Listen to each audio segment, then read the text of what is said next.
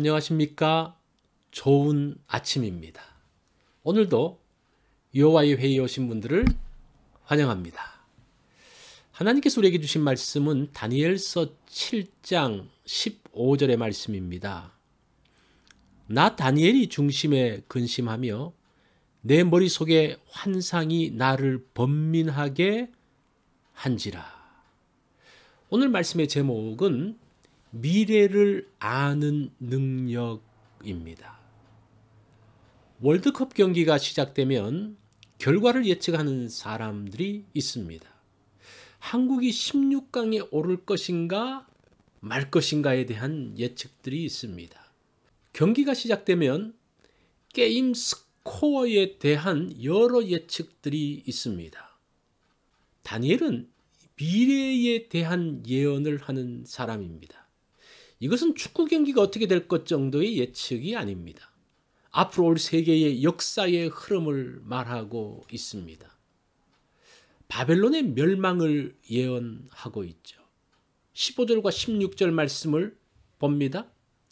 나 다니엘이 중심에 근심하며 내 머릿속에 환상이 나를 번민하게 한지라.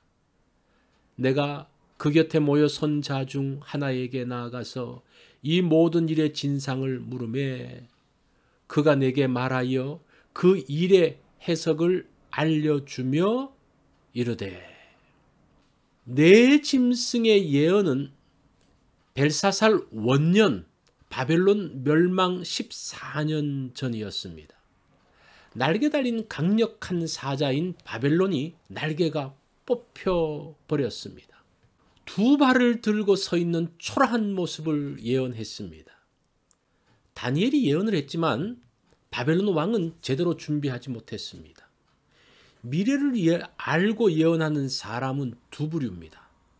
미래를 알기 때문에 자신과 가족의 안전을 챙깁니다. 미래를 알기 때문에 나의 이익을 극대화시킵니다. 반대로 예언을 하면서 백성들을 생각하는 사람들이 있습니다. 많은 사람들을 어떻게 안전하게 인도할 수 있을까를 생각합니다. 국가가 어떤 방향으로 나아가야 할 것인지에 대한 것들을 진지하게 고민합니다. 미래를 알고 예언하는 능력이 중요한 것이 아니죠. 바른 성품, 도덕성이 중요합니다. 악한 자는 그런 능력을 가지고 악한 일을 도모합니다. 바른 사람은 미래를 보는 능력을 가지고 사람들에게 유익을 줍니다. 예레미야에도 그랬죠. 예레미야가 앞으로 될 일을 알았습니다. 유다가 바벨론에 의해서 멸망당할 것을 알았습니다. 예레미야는 미래를 아는 능력으로 유다 백성들을 지키려고 했습니다. 예레미야는 멸망 속에서 백성들이 고통과 피해를 최소화하는 길을 택했습니다. 바벨론에게 항복한다면 유다의 피해를 최소화시킬 수 있다고 생각했습니다. 그렇게 항복을 권유한 예레미야는 역적으로 몰려서 큰 고통을 당합니다. 미래의 일을 알았기에 역적이 되고 미움을 받았습니다. 자신의 안전과 이익만 생각하지 않았기에 고통을 당했습니다. 미래를 아는 일은 경건한 사람에게는 좋은 것만은 아닙니다. 미래의 고통까지 자신이 다 짊어져야 하기 때문입니다. 다니엘은 미래에 일어난 일을 예언하면서 마음에 근심하며 번민했습니다. 그 일을 말하면서 마음에 부담이 있었습니다. 미래를 아는 자가 가진 책임감 때문입니다. 미래를 알든지 모르든지 중요한 것은 바른 영성과 도덕성입니다. 악한 자가 특별한 능력을 가지고 있으면 전체가 고통을 당합니다. 선한 자가 특별한 능력을 가지고 있으면 자신이 고통을 당합니다.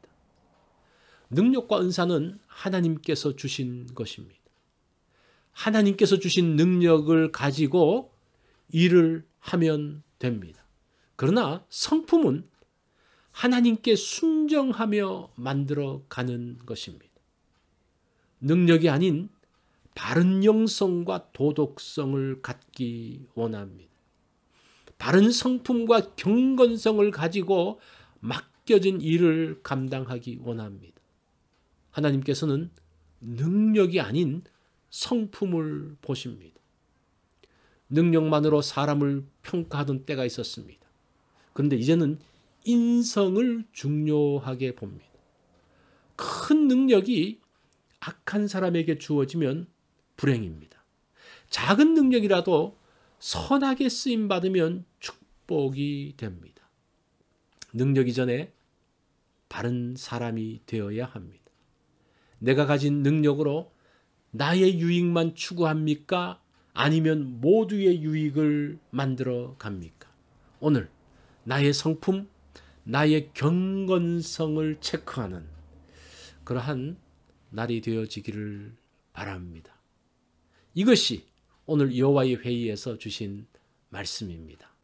오늘 하루 내가 가진 능력, 이것도 중요하죠. 그런데 오늘은 나의 성품, 나의 도덕성을 다시 한번 생각해보는 그러한 날이 되어지기를 바랍니다.